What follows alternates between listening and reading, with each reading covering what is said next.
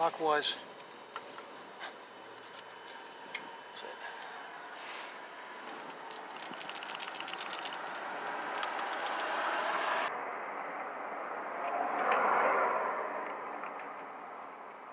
Just turn it clockwise and now it's back in again.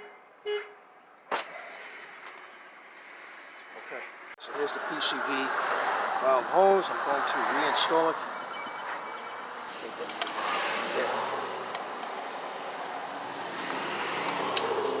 Should clip right in like that.